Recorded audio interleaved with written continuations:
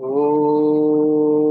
अज्ञानतिमिरान्धस्य ज्ञानाञ्जनशलाकया चक्षुरुन्मीलितं येन तस्मै श्रीगुरवे नमः।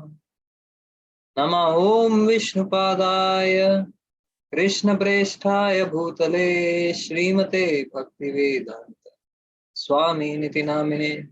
नमस्ते सरस्वते देवे गौरवाणी प्रचारिणे निर्विशेष शून्यवादी पाश्चात्य देश तारिणे। जय श्री कृष्ण चैतन्य प्रभु नित्यानंद श्री अद्वैत गदाधर श्रीवासादि गौर भक्तवृंद। हरे कृष्ण कृष्ण कृष्ण हरे हरे, हरे राम राम राम हरे हरे। हरे Krishna Hare Krishna, everyone, all our participants. Hare Krishna. Just a brief from last session where we discussed Akshar Brahma Yoga, chapter 8, where the Gita talks more about death and the destination for people who passed over from this mortal world. And we also spoke about the highlight being how well you explained the hospital analogy, where an argument from my side was why can't we prolong our stay in the hospital? You know, when the food is doing good, food is good, patients are good, the doctors are not too bad, but it makes more sense to add life to your time than time to our life. And given that with even the life that we have, the average, the mortality rate that is there, the life that we have, maybe 60 years, 70 years, people are committing suicide. What is the point of increasing the quantity of life if we can't increase the quality of lives? So that was the point we discussed. Where even one of the researchers, the scientists, they claim to prolong life up to about 500 years, which is nothing when compared to the tall, big, huge standing banyan trees. You know, they stand for around more than 5,000 years. So 500 years is just minuscule, but still we have an endeavor. But it makes sense, you know, in this world which is rightly called Dukkhale Mashashvatam, it makes sense to make sense of this fact that you can rather add life to your time than time to your life. And we touched upon, of course, we didn't get into the depths of, but we touched upon the Darwin's theory and how evolution of consciousness is what the Gita and the scriptures talk about, which even in our spiritual journey, it motivates us to take that extra step, go that extra mile to evolve to a better and a more enriching consciousness where you can make this world a better place to live. And of course, we discussed about death and dying. That was the pivot of the discussion. Yes. One interesting thing about death and dying and about this chapter of the Gita, which I think we should have discussed last time, was death for a materialistic person, death for someone who just has a materialistic conception of life, is the end of all relationships, isn't it? Whatever relationships I have put my blood and toil to build, so death is a hard stop to all of those relationships. Whereas for a spiritualist, it's different. It's the beginning of, or it is the upgradation of your existing spiritual relationship. Because Krishna says, Anta kalecha mameva smaran muktva kalevaram ya prayati samadbhavam yati nasti atra samshaya. So death for a spiritualist is not a fearful situation, because he is not bound or destined to lose his most important relationship. In fact, he's going to have a quantum gain in that relationship. So he looks forward to the moment of death, because when that moment comes, I want to remember Krishna, because that will enhance my relationship. So you don't live in or die in fear, but you live in devotion and die with hope that Krishna will take me back to him. live in devotion and die in hope. But how interesting is it, Prabhu? It's just one event, but just a change of perspective can mean the end of something. Whereas for a spiritualist, it can mean a start, a whole new fresh start. Yeah, Something. wow, you put it right. End of something and start for someone else. Wow. Thank you, Prabhu. Thank you for sharing those beautiful insights again and giving us a quick recap of Akshar Brahma Yoga, 8th chapter. Taking that discussion forward, we spoke about death last time, but this time we are up to discussing one of our favorite topics: love, true love. Not just love, it's true love. And this chapter entitled Raj Vidya Raj Guhya Yoga. My first question to you is: we've established the fact by now that Bhagwan Shri Krishna, Supreme Personality of Godhead, is a spiritual being. And when He's spiritual being. He is the spiritual being, yes, of course. When we talk about matter, mortal matter around us, we normally tend to use the word material, matter, material. So when you say that he is the origin of everything, he is the all beginning, all end of all, he is the origin of everything. How can something material originate from the spiritual perspective? It's God. How can that happen? Can you please share your insights?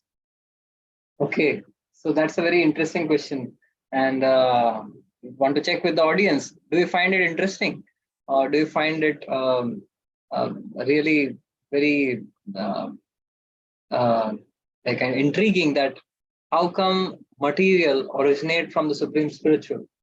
Something which is material, something which is condemned, originate from the supreme spiritual. And if so, won't the supreme spiritual get contaminated by creating something so contaminated and condemned? Exactly. So yeah, I think our audience is actually kind of very much intrigued too from this question of yours. So yes, so let's see what we can churn up in this regard. So it's definitely one of those things because of which the atheists, they have a problem with spirituality. They say, okay, if everything is spiritual, antimatter, then how can matter come from this spiritual, all spiritual being? So the thing is that Krishna, as he has explained in the 7th chapter of the Gita, Bhumi Apo Anulo Vayu Kham Mano Buddhi Relcha Ahankar Ityam mein Bhinna Prakriti Ashtada. So Krishna says the material elements which constitute this material world, the gross and subtle combined together, they are my Bhinna Prakriti, they are my separated energies. So first point to be noted is that the material nature is Krishna's energy, and point 2 is it is Krishna's separated energy, which means it is not in direct touch with Krishna. In the sense that, so that is what Krishna clarifies in the 9th chapter. So number 1, it's Krishna's energy, right? And number 2 is just as the same electrical energy can be used to create microwave oven, which heats things up to very high degrees, right? And the same electrical energy can be used to cool things down in the refrigerator. So the same electrical energy. So Krishna is the supreme spiritual Lord, but he transforms his energy, the same energy he transforms into spiritual and material. So you have Yoga Maya and Mahamaya. So his Yoga Maya Shakti orchestrates all the activities and pastimes in the spiritual world, which is the cool refrigerator. And his Mahamaya Shakti, it creates the hellish burning conditions of this material world. But both have a purpose to serve, right? So because The refrigerator is also needed. Heater is also needed. What is the purpose? You ask what is the purpose. Accordingly, their presence is, their existence is justified. So that's point number one. That the material energy is eternally Krishna's separated energy. It eternally belongs to him, and at certain time, the creation comes into being, and then Krishna withdraws that creation. But the energy, the electrical energy, is always there. At his will, he can create a universe and then trace everything back into him. That's point number one. Point number two is how does he not get affected by his creation? He creates something, and when he creates something material, won't he get affected? So for this, let's discuss some another analogy. Yeah. So you have, do you have a 100 rupee, 500 rupee note right now? Yes. Can you bring it? Prabhu, I need it back, huh? No, we'll keep it for donation. Prabhu, here you go. Okay. So here is the note with all the details written. What is written is 500 rupees. Or one more thing is, I promise to pay the bearer the sum of 500 rupees. और नीचे sign किसके हैं? Governor RBI का sign है, right? सो अभी मैं 500 रुपए है, इसके ऊपर किसने साइन किया है? आरबीआई के गवर्नर ने साइन किया. So I use this 500 rupees to feed some needy people.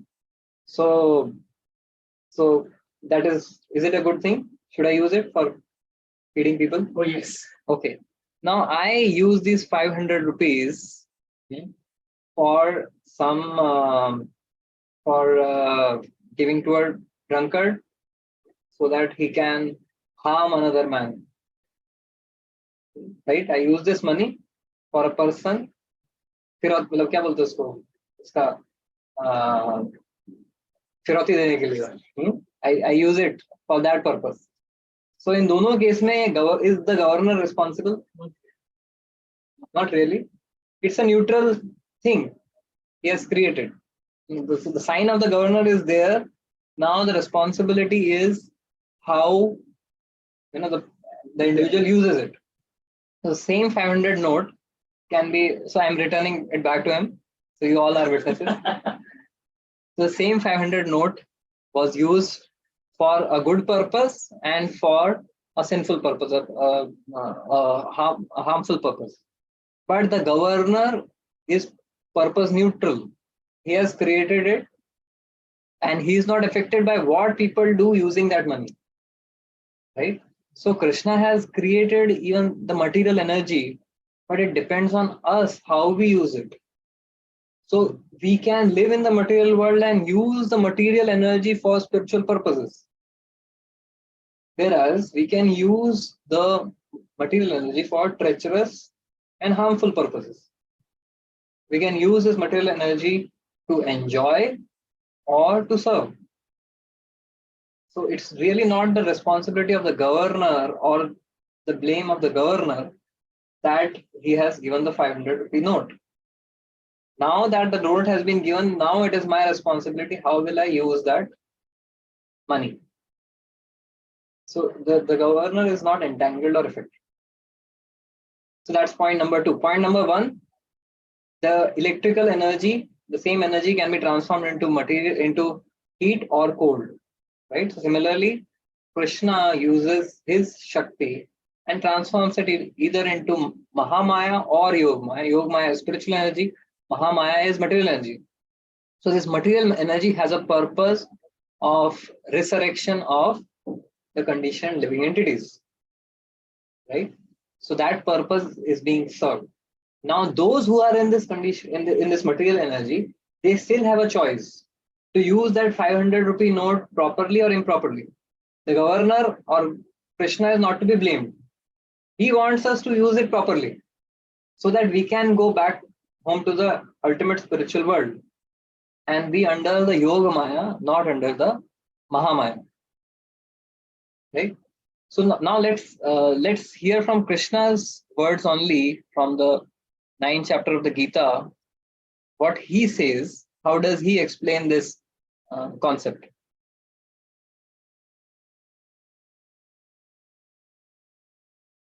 9.4 Maya tatamidam sarvam jagat avyaktamurtina matsthani sarvabhutani nachaham teshvavasthitam. By me in my unmanifested form, this entire universe is pervaded. All beings are in me, but I am not in them.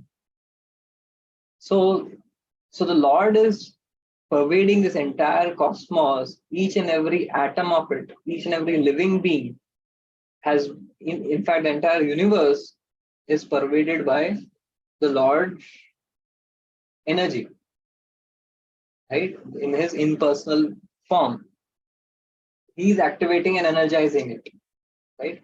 And even as Paramatma, he is silently observing. Upadrashta Anumantacha. He's just observing and sanctioning. He's not playing an active role in this world. And then let's see what he says next. Nachamatsani bhutani pashyame yoga aishwaram bhutavrannacha bhutasto mamatma bhuta bhavana. And yet everything that is created does not rest in me. Behold my mystic opulences, although I am the maintainer of all living entities and although I am everywhere, I am not a part of this cosmic manifestation, for I myself is the very source of the creation. So Krishna is effectively saying that everything rests upon me. I am in everything, but I am still separate from it. So although Krishna creates this material energy, Krishna activates this material energy by entering that material universe, but still he's outside the universe. He has entered, but he has not entered. So he has entered in his impersonal form, but in his personal form, he's outside. Right? So he explains, he gives one more example to help us understand this. Yatha akasha sthito nityam vayu sarvatra go mahan tatha sarvani bhutani matsthani upadharayat. Very beautiful verse. Understand that as a mighty wind blowing everywhere rests always in the sky, all created beings rest in me. So the sky is there. Now if we are cooking some nice samosas, right? So there is definitely some aroma, something happening to you also. So when there is nice samosas being cooked, there is aroma which is wafting through the air. So did the aroma of these samosas touch the sky? That smell is percolating in the entire air, but can I touch the sky? The sky is visible, I can see the blue sky, but मैं जितना भी हाथ ऊपर करता हूँ, क्या मैं touch कर पाता हूँ? The space you cannot touch. Although everything rests in the space, right? In the sky, in the ether, you cannot touch it because it is beyond touch. Right? I can touch physical objects, and today I can even touch you. But the sky, although we are resting in the sky, in the ether, we cannot touch because it is beyond our sense of touch. So similarly, everything is resting in Krishna, but nothing can touch Krishna. So that's the understanding, beautiful understanding which Krishna gives directly. Care for one more analogy? Sure, bro. Yes. एक से बेहतर दो से बेहतर तीन से बेहतर चार. So the fourth one is again Now, Mother Ganga is flowing through the plains of Uttar Pradesh, Bihar, and so forth, and there's a lot of greenery on the entire pathway of the Ganga, right? On the sides. Now, on the sides of Mother Ganga, sometimes there may be wonderful flowering, fruit-giving trees. At the same time, there may be thorny bushes, right? So, will the Mother Ganga be blamed for the thorny bushes, or the seeds which created those thorny bushes, right? So similarly, Lord is giving us this material energy, but now it is our choice what kind of seeds we sow in this life that we have, right? So the facility has been given. So number one, we discussed that how this material energy is an energy of the Lord, and how Lord can produce both spiritual and material energy, just like from the same electrical energy, heat or cold, both could be produced. And secondly, we discussed that, okay, it has been produced, but how does the Lord not get affected? Now, the RBI governor, he signs every note, but what use people make of that note is really not governed by the governor. He doesn't come with every note that, "Arey, kya kar rahe ho tum iske saath mein?" He has trusted us. He used this properly, right? Similarly, Krishna has trusted us with the energy, the body, and this world to use it properly for the higher purpose. And you see, just the way, if I say मेरे पास 500 का note है, मैं ये नहीं कह सकता मेरे पास governor है. मैं गवर्नर को पकड़ सकता हूँ, गवर्नर का सिग्नेचर है. So similarly, this material world is a signature of Krishna. It has got the power to create miracles because it has a signature of Krishna. So Krishna is, kind of very subtly present. Only if you 500 का note फिर से पूरा 500 के note में कोई ढूंढ के देखता है क्या कि यार गवर्नर किधर है? वो किधर तो छोटे अक्षरों में कहीं लिखा हुआ दिखता है, अरे गवर्नर है और ये उनका सिग्नेचर है. So we don't notice it unless we want to. So similarly, Krishna creates this entire cosmos, and if you don't want, you are just interested in पत्ती है अपने पास, वाह अभी बेटा अपन से करेगा वो करेगा. You can just conveniently, for even completely neglect the presence of the governor, or that this is coming because of the empowerment of the governor. So we can conveniently forget that. So similarly, the material and like conditioned souls, they have been given the facility to conveniently forget that this is a creation of God. आप एक छोटा सा कहीं signature आपको आप झांक के देखेंगे that how this world is a miraculous place, then you will look, अरे ये सब तो this behind an art there is an artist, पूरा art इसका सुंदर पेंटिंग है, छोटा सा signature है. Behind a design there is a designer, behind the organization there is an organizer, behind the creation there is a creator. So then we will say, this is belonging to Krishna. So that's how Krishna has orchestrated, and just like the sky holds everything but is never touched by anything. So similarly, Krishna holds everything without touching. So what do you say now? Prabhu, that closely resonates to one of the lines you made in our earlier sessions, that God created not evil but free will. And it's upon us, how do we use our free will? But Prabhu, I have a counter to this. But okay, chalega. Now you just made this point of our free will being in existence, and how do we use our free will is what is important. But don't you think, see, there's an imaginary, there's this very famous Hindi dialogue, दुनिया झुकती है झुकाने वाला चाहिए. So don't you think like there's an imaginary figure we give power to, and ultimately you ask him for what you've given him? So there's this German anthropologist, Ludwig fear back. I'll just read his lines, quote unquote, we project an imaginary figure and give him all power and call him God, then beg him to give us what we have given him. Mhm. Okay.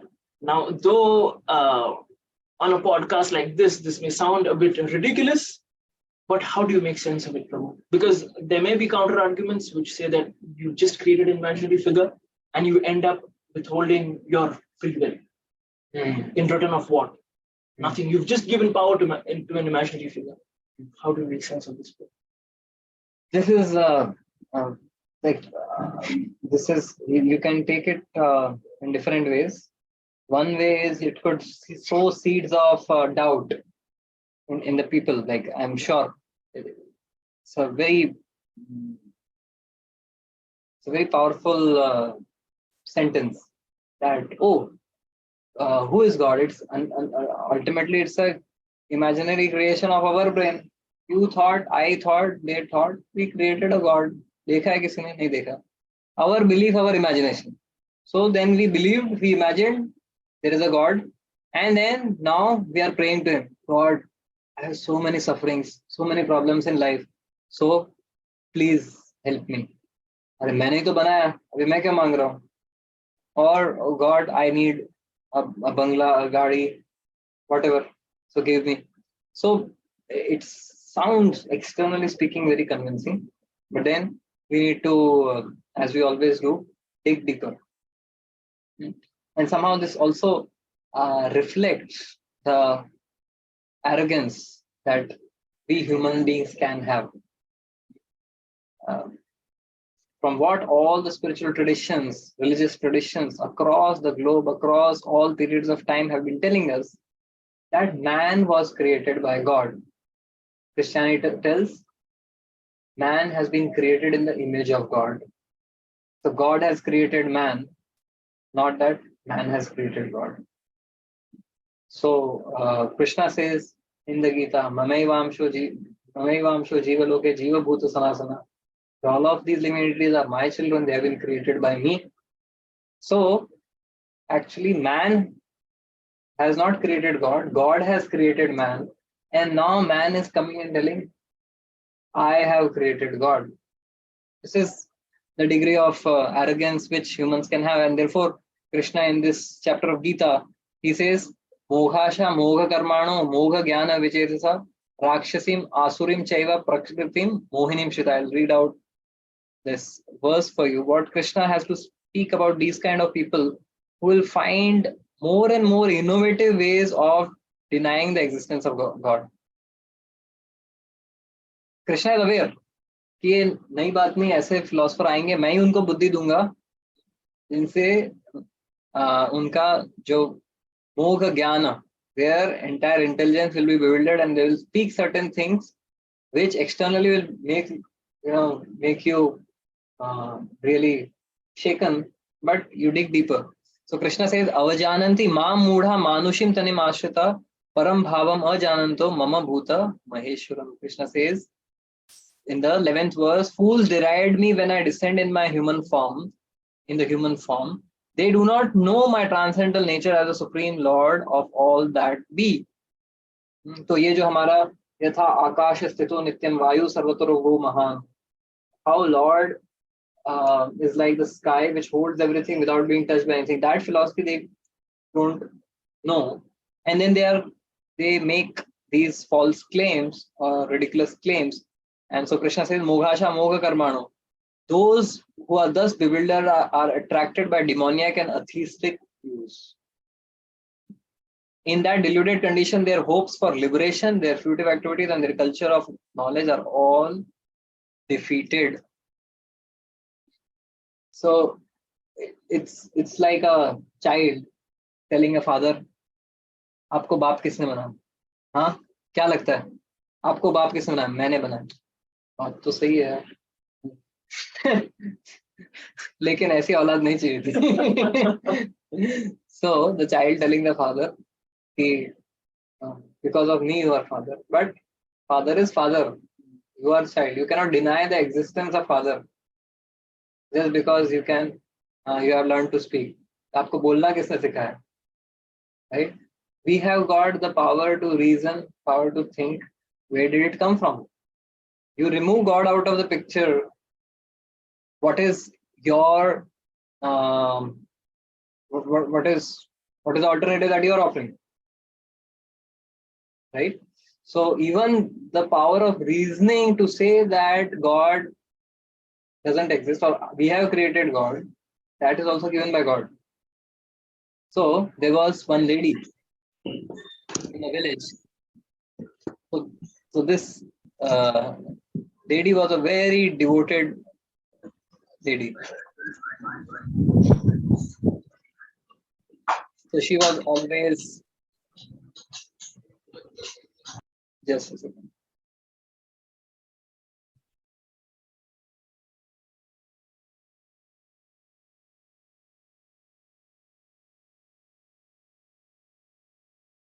Yeah. So there was this one very devoted old lady in the village, and she was a poor lady but very devoted. Every day she would go to temple and thank Krishna for the fresh breaths of fresh air, for breathing that he has given, for the water that he has given, for the food that he has given. And she was always grateful, thanking Krishna and praying to Krishna that Krishna, you are my maintainer, you are my protector. Like this, she was very devoted and saintly lady. But there was an atheist in the village who was very envious of her. Somehow, for no reason, now this old lady, uska kya bigad legi, but he would be, how can she be so saintly and so devoted? So he wanted to prove to her that it is not your God who is supplying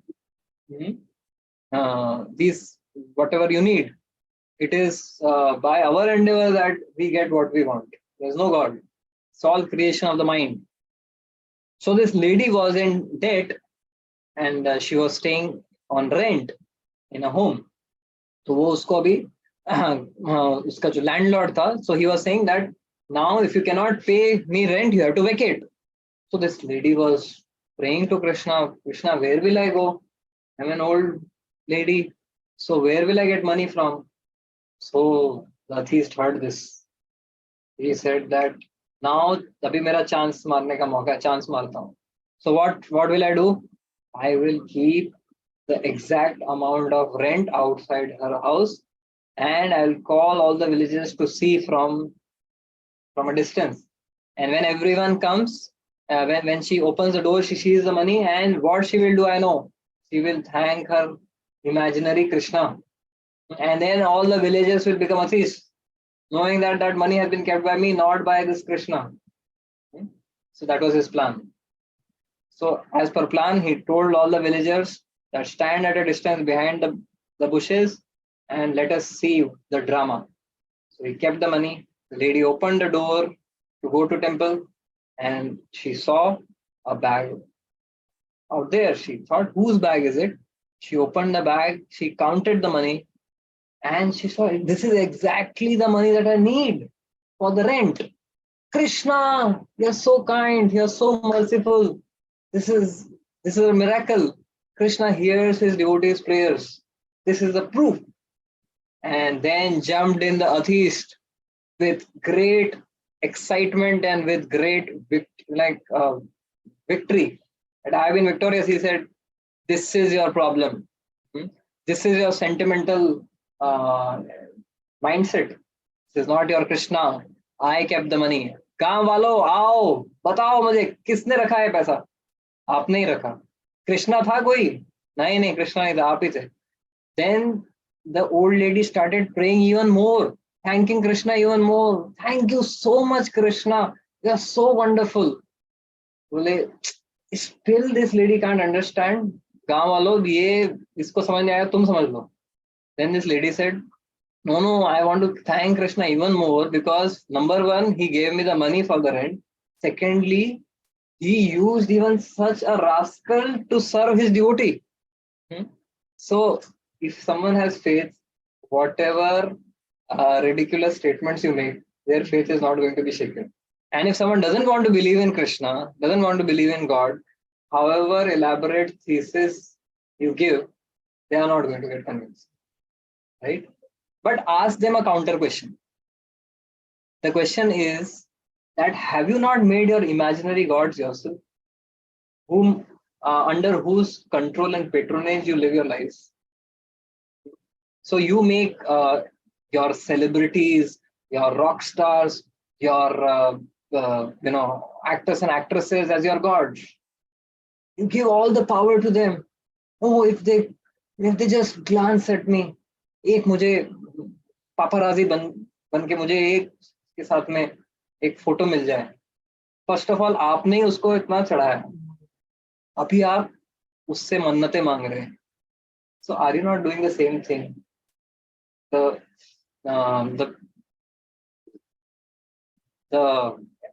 accusation that you are making of devotees, are you not a devotee? Maybe of a lesser mortal. At least we are philosophically sorted. We are not making a lesser mortal as God. We have the philosophical conception that God is the creator, the cause of everything, and then we are reposing our faith in Him. Now, in whom are you reposing your faith? In whom are you investing all your shraddha and in sense gratification?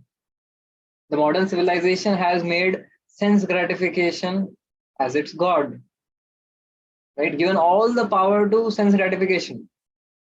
That my happiness, my everything that people do is on the altar of sense gratification, right? Whatever, whether it is work, job, relationships, it's all meant for increasing one's sense enjoyment, right? So we have given the power to the senses and our sense enjoyment, and then we become victims of that. We kind of become helpless in front of the senses. So we have given power to the senses by excessive indulgence. We have made our senses our God, and then we are helpless in front of the senses. कौन मेरा desire fulfill करेगा? Cigarette से नहीं हो रहा है, alcohol से नहीं हो रहा है, drugs. So isn't the civilization making these kind of addictions as their God? We talked about celebrities, addictions, and then how about the corporates, the companies? We have become addicted to so many products, so many luxuries, so many comforts, which are unnecessary necessities of life. And then we have given willingly all the power to these companies, to these corporates, to give us these products and facilities, and they know how to psychologically manipulate us, and then we become slaves. कि नहीं, मुझे अभी Apple का iPhone का मेरे पास 13 है, I am not happy, मुझे 14 pro max ही चाहिए, अभी वो नया निकालेगा तो वो भी चाहिए. Haven't we made our imaginary gods and given all our power of reasoning, all our power of enterprise to them? So if you are accusing devotees of doing that, maybe have a close look at how the modern civilization is also running. What do you think, devotees? Please feel free to have any follow-up thoughts on this in the chat box. That's an amazing perspective, Prabhu. What hit me hard here is that those who accuse us of depositing our faith onto some imaginary figure and in the process curtail our own freedom, they don't realize that they're doing the same thing, but in the garb of being more free. The whole advertisement marketing industry puts you in this beautiful curtain that you're free to take your own decision. But in the end, if you see any product, there are punchlines and all assertive lines. No one tells you, could you please do this? For example, now check out Paytm's punchline. It's Paytm karo. No one tells you, kya Paytm karenge please? Paytm karo. Pehle istemal kare, fir vishwas kare. So it's all assertive lines. No one's requesting you to do something, but we're all under the belief system that it's my wish, it's my will. I'm acting freely, but we're not. In fact, there's a verse in the Bhukutmala Sutra, Kamagina Katina Katida Durnidhe. So it says that the lust which the living entity conditioned soul is suffering from, that lust is such a unsatiable master. That lust is such an ungrateful master that the devotee is praying that I have been serving this God called lust since millions of lifetimes. Now, when you serve someone faithfully for a considerably long period of time, they should be pleased with you, right? Right? Or they should become satisfied at some point of time. Ki, okay, you have been working since morning. At least now, night, take rest. Right? But this lust is such that you serve day in, day out. It never asks you to take rest. The more you serve, the more it wants. And at the same time, even after you are serving lust, it's not grateful that you have been serving me. Right? It will in fact trigger guilt in you. Then it will trigger incompetence, feeling of incompetence or inferiority in you. Maybe I don't look good. Maybe they don't like me. Right? So we need to choose the masters that suit best. Master we must take. God we must have. Whether lust, the celebrities, corporate, sense gratification, we want that as our God, or we want Krishna as our God. The Falena Parichayate. What is the result? Result on one hand is one becomes selfish, one becomes more and more agitated, frustrated, and another is you have satisfaction, grace, joy. So we need to choose the God, not only by the philosophy, but also by the results of that philosophy. So good luck to Mr. Feuerbach of the German philosopher. Yeah, really. He definitely needs some good luck with good schooling. Of course, as Krishna says, that if someone doesn't desire to submit himself to the Lord, then he's given all intelligence to somehow or other convince himself that I am doing whatever I am doing is all right. So Lord gives all the facilities so that they don't feel bad about what they're doing. Let's still at peace. Yes. True, now that we spoke about lust, let me guys take an opportunity to ask a monk on a Saturday night, Prabhu, सच्चे प्रेम की परिभाषा बताइए. Please tell us something about true love. What is the definition of true love? Since the 9th chapter revolves around the secret science of bhakti, of the love of God, can you please tell us what is the definition of true love as per the Gita? Is it just something physical, emotional, or something more than that? The topic of love. What does love mean? What does true love mean? I think it's such an abstract thing. Everyone talks about it. There's no Hindi movie or English movie, any movie made without a chunk of love, or actually with a chunk of anything else, but rest is all love. But when asked about what is love, right here, you all are requested to type in the chat box. What do you mean by the word love? Let's see what our August assembly has to say. By the way, by the time people are typing in, what do we mean by love? The word love. Your answer should be such that a layman on the street can understand. Oh, yes, that's a good point. Unconditionally serving. So that's in a certain context. But if you have to explain to a child what does love mean, it has to be clear to even a child. So by the way, actually, true love exists between the mobile and its charger, because they can't live without each other even for a day. Yeah, true. Because itna use hota hai mobile. Whereas the love of this age is like Chinese batteries, which they don't last beyond a couple of months. So yeah, let's see what our audience is saying.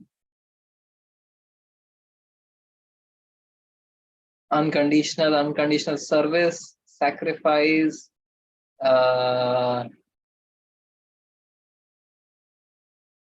Okay, Krishna means love. Wow. So Krishna means love. That's beautiful. And then ready to serve without expectations. Okay.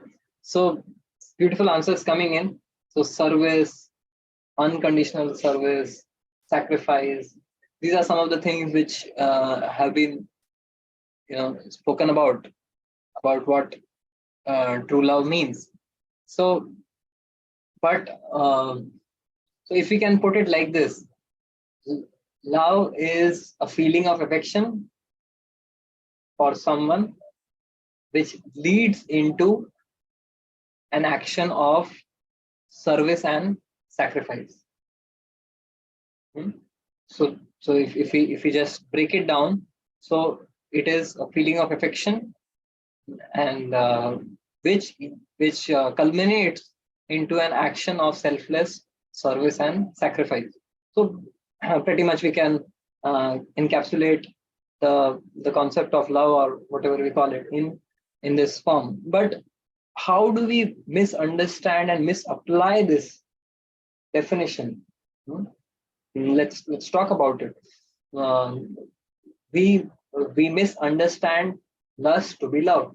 In this world, the physical attraction, physical lust is glorified as love. So therefore, we need to have clarity on what is love, because it's the most important ingredient of life. Without love, even if you have all the wells in this world, you will feel empty, void, and in a vacuum. So if love is so important, and if we have a wrong understanding of love, it is a short recipe for frustration in life, right? And especially if we are spending so much, we are spending lakhs of rupees and purchasing instead of real gold, but fake jewelry, fake gold, right? So then that is going to hurt us a lot. So therefore, what is the right understanding of love? That's very important. As someone said, it's unexpected. So lust demands, but love supplies. Lust is impatient and intolerant. Love is patient and tolerant. Once, so if you want to really understand a difference between loving something and or lusting after something, think about it. You are walking and you see a beautiful rose bush. Sundar rose aapko dikha. So what do? You appreciate the rose. So you appreciate the rose and you pluck the rose, right? Okay, that is what most people will think about doing. Another person walks in. He or she sees the beautiful rose bush, sees the beautiful rose birds, rose flowers. What he or she does is brings in some water can, pours water around that bush, put some manure into it, right? The first thing that we would very naturally do is to pluck the flower, but that is not loving the flower. We are liking it and we want to enjoy it for ourselves. But when you appreciate something or appreciate someone, but that emotion yields you, takes you into serving them, that's love. Now, an emotion of attraction or affection is there in both cases, right? To different degrees. The first person also has an emotion of feeling of attraction. He also sees the flower, but he decides to pluck it for one's own selfish enjoyment. Whereas the second person, he sees and appreciates the flower, but to do what? To serve the bush, right? So there's therefore a fundamental difference between lust and love. One is yielding towards service, another is yielding towards exploitation. Another example, on a Saturday night, as you are telling, a girl and boy are sitting for a date. The girl asks the boy, "So, what would you like for the dinner?" "Oh, I love fishes. I would love to have fish. Which one would you like?" He said, "Do you love fish? Really?" "Yes, yes, that's my favorite. I really love." If that is what you do to someone whom you love so much, I don't want to be in love with you, right? So when you love the fish, does it mean that you take it out of water, kill it, cut it, boil it? So is this what love means? So so love is considered in this world is outside in.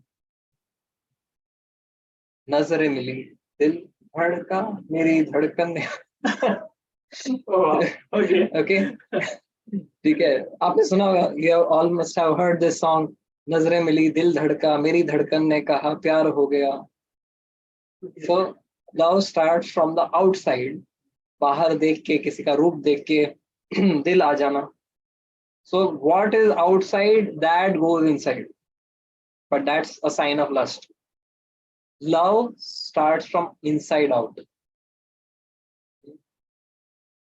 so we have at basically four levels there is some attraction or love at the physical level then at the emotional level then at the spiritual level right so at the level of the heart right so what we understand as lust is basically it begins with the physicality and then the physical relationship gives rise to some emotions but then those emotions are very very fragile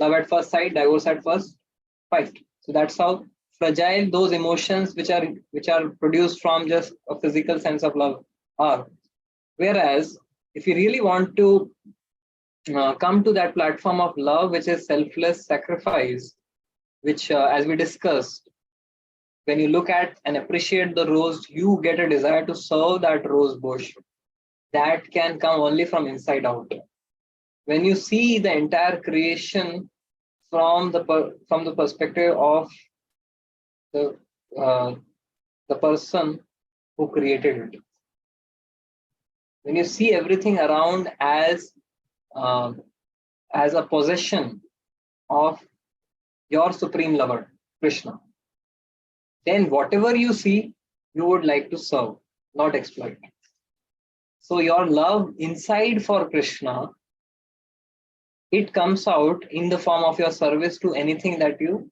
see outside of you. So that's how there is a fundamental reversal in the conventional materialistic understanding of love is outside in. What you see outside, you get attracted, you want to enjoy, you want to take it in with you for your enjoyment. But then after a certain point of time, there is either dissatisfaction or some conflict or frustration because fundamentally it was for my selfish enjoyment and the other person is also selfishly motivated so therefore it's not lasting whereas on the other side when love begins within and there's love for Krishna who is the creator of everything then you can see everything as Krishna's creation, his part and parcel, and then you can offer your unconditional love and service to everyone. Right? When you when a child, when a grown-up child sees, the father's, father's spectacles, right? Broken spectacles, right? What does the child feel? The son feels, let me go and get it repaired. Right? Now, because the son loves the father, when he sees something which belongs to the father, he serves the object which belongs to the father also. So therefore, love starts inside out. And Krishna says, in the Shrimad Bhagavatam, aham atmatmanam dhata preshta san preyasam api ato mai ratim kuryat dehadhir yat krite priyam. Krishna says, wait a minute, why do you love anyone in this world? Why do you love anything in this world? Because it is starting from why do you love the body? Because the soul resides within the body. Why do you love your relatives? Because your relatives are connected to this body, and because the body is a house for your soul. So, which means that because I love my soul, and therefore the body is connected to the soul, therefore I love the body, and therefore people around me are connected to this body, are their relatives. So I love my relatives because I love my body, and I love my body because I love my soul. But Krishna says, did you ever ask why do you love your soul, yourself so much? Because I am the soul of your soul. Aham Atma Atmanam Dhata. I am the soul of your soul. So Krishna is the super soul, the soul of our soul, and everything is dear to us because Krishna is most dear to us. But when we forget that, then we have perverted ways of expressing and experiencing love. And because it doesn't start from inside out, but from outside in. So the whole process of devotional service, which Krishna talks in this 9th chapter, is how we can begin love from the starting point. Start watering the root of the tree, then all the twigs, branches, leaves, flowers, fruits will be nourished. So that's the model of true love which Krishna is proposing. Krishna is proposing, Ato mai ratim kuryat. Therefore, please love me. So ये Krishna propose मार रहे, 3rd canto of Srimad Bhagavatam 9th chapter आप लोग पढ़ सकते हैं. So Krishna is proposing to the living entity, Arey Baba, you love anyone in this world because they are connected to your body. You love your body because the body is connected to the soul. You love the soul. Do you know why? Because I am the soul of your soul. So can you please love me and be happy?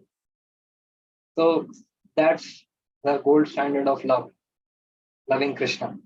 And Krishna is going to talk about how to love Krishna. Patram pushpam phalam tuyam yome bhaktya prayachati. Loving Krishna is, don't need to, kind of empty out your month's salary to give expensive gifts to your beloved. You can love Krishna by just offering a flower, a fruit, a leaf, or even water. कुछ नहीं है तो पानी दे दो. Or Chakra Thakur says, even if you don't have water, even if you are in such a desperate situation कि आपके पास fruit नहीं है, flower नहीं है, पानी भी नहीं है, Chakra Thakur, what he says, आंसू बहा दो. ये पानी भी चलेगा. You cry a tear for Krishna, Krishna will accept that as your love and accept it. So that's the yardstick of true love. Okay, for the definition, Prabhu, and just for the benefit of all our viewers, because I see that most of us are in the Gen Z or the millennial bracket. We all are, most of us are reeling from the problem of relationships. जिसकी वजह से internet पे इतने reel बनते हैं. Prabhu, can you give us this one? You spoke about having the perspective of the creator but how often are we all conditioned to just pick that rose and use it for our own selfish motive? How do we go from that perspective, like from our selfish enjoyment to thinking from the perspective of the creator, and from exploitation to service? How do we take that journey? Is there a fix for that? Okay, so even if you are so conditioned to pluck that rose, pluck it and offer it to Krishna. Patram pushpam phalam tuyam. तो जो फूल है अगर आप plug भी कर रहे हैं तो उसको कृष्णा को अर्पण करो, right? And otherwise, how do we change the gears, change our paradigm from enjoyment to service? It happens by practice, which is true for any anything in life, for whether it is sports, whether it is academics, whether it is profession. If you really want to become expert at something, you want to really train yourself into something, you need to practice it. And practice begins with the first step of realizing that I need this skill, or I need this. Like, its journey begins from unconscious incompetence to conscious incompetence. Conscious incompetence is where you know that this is lacking in me and I need to work on it. From conscious incompetence comes conscious competence, which is practice. Where we, although we are not trained to render devotional service, we are trained to for sense gratification, for exploitation, but we consciously engage ourselves in service. We consciously engage our senses in acts of service, sacrifice, yagya, dana, tapa, japa, etc. And when we do all of this conscious activities of devotional service, then gradually, the mind gets trained to make service and sacrifice as its first nature. So when next time you see that rose bush, rose flower, you naturally feel like thanking Krishna and watering that rose bush. Thank you for giving us the process for sadhana. Yes.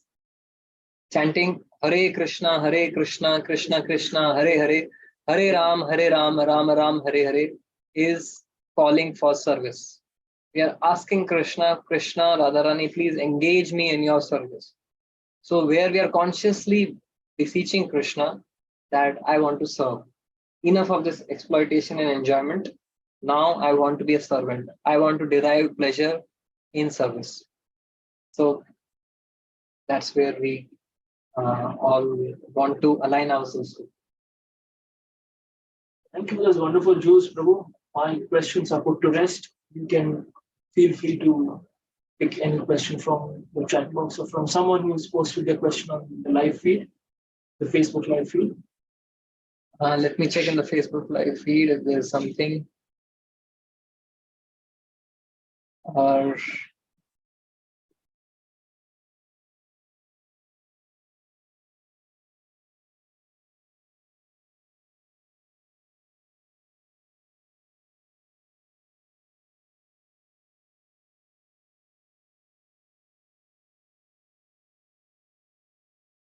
so Virendra ji has asked, Allah is impersonal form, or is he having a personal form but Muslims worship him impersonally?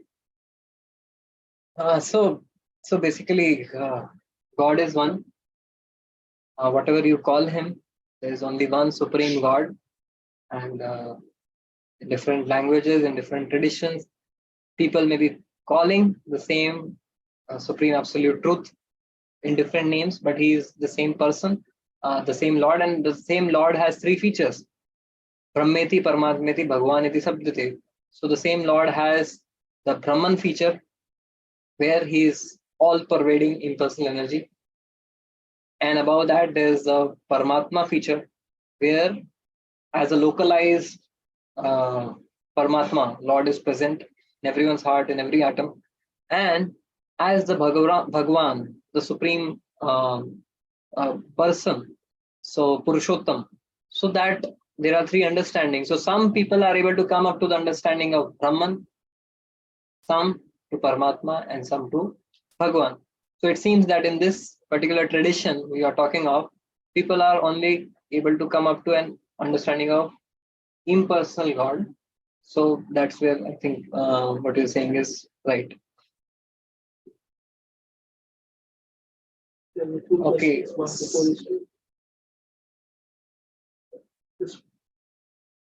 Okay, so Mansi has asked a beautiful question.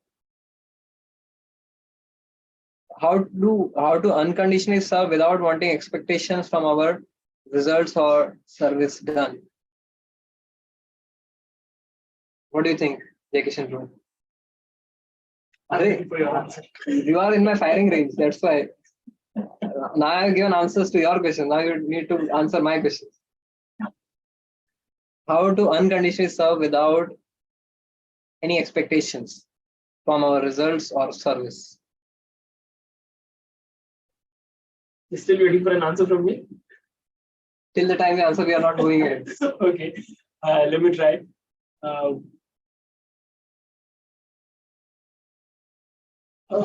Okay, it's a tough one because we are conditioned to have our expectations, our set of expectations.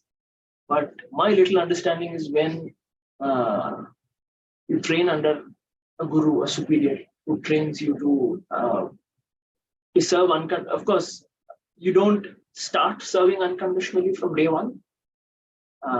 You have your set of conditions that you grow from, you mature from. What starts with having some expectations here and there, which is called Mishra Bhakti, Karma Mishra Bhakti, Gyan Mishra Bhakti. From that, you mature towards under the training of a guru, under the training of superior guidance. There is sure, and you stick to the process. Pakde raho, back chhodna mat.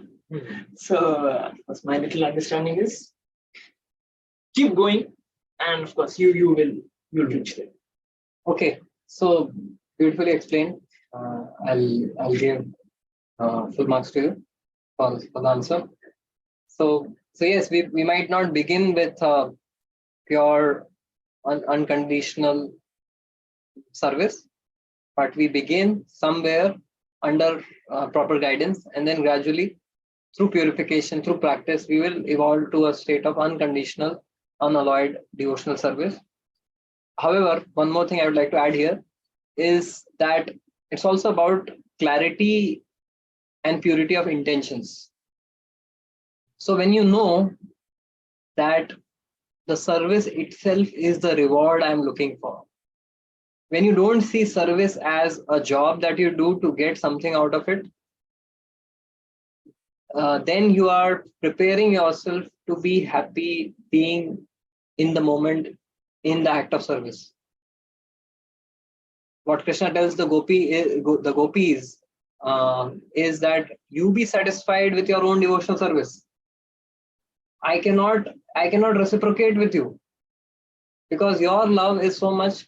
I am feeling like I am not having the resources enough to reciprocate with you. So you be satisfied with your devotional service only.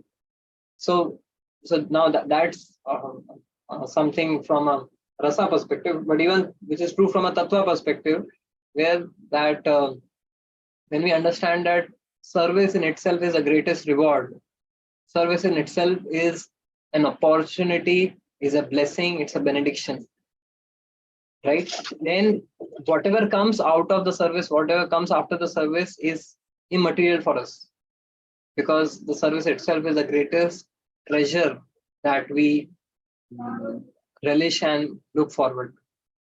So that is first thing we need to keep in mind, that service is not something which is service is a rare opportunity. So having that in mind is important. Okay, so I hope that helps, and let's take this another question from Harshita Mataji. If we serve, we expect acknowledgement and appreciation. Is that wrong? Okay, so it's natural. Okay, I'm not expecting anything out of that service, but at least appreciation to doge na. Huh? So acknowledge to करोगे कि मैंने कुछ किया, कि वो भी नहीं करोगे, right? So that is the question. Okay, I'm not expecting any results, but then at least I should not be neglected in the terms that I'm not even seen in the service, doing the service, or not acknowledged for it. So let's see what our acharyas, what is their mood.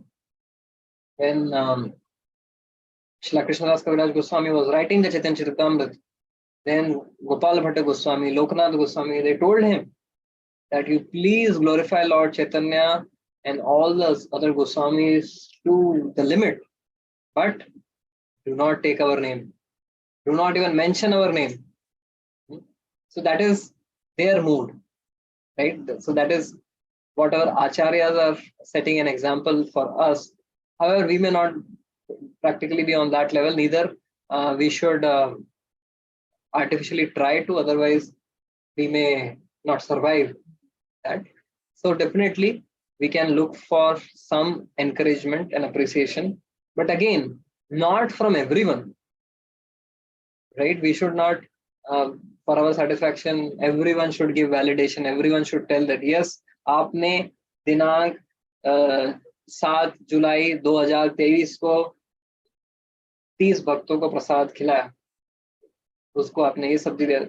So we need not get acknowledgement from everyone, but some devotees who matter to us, some devotees who are dear to us. So if even 1 or 2 devotees acknowledge our service, that should be taken as, okay, Krishna is encouraging me, Krishna is appreciating, and Krishna is acknowledging, right? So our expectations about expectations should be just being happy with even 1 or 2 good friends or devotees who acknowledge and appreciate us. Yeah, and Harshita Mataji was saying, I learned from seniors to pass it on, and even if I receive it, what is my safety that I will not hanker it for in the future? And when I receive it, I pass it on. That's a beautiful point that you brought. So thank you. So I think it's time now to say Hare Krishna. Till we meet next time, next Saturday. Thank you all very much for joining. Hare Krishna, Krishna Krishna, Hare Hare, Hare Ram, Ram Ram, Hare Hare. Shri Krishna Bhagwan ki, Srila Prabhupada ki jai.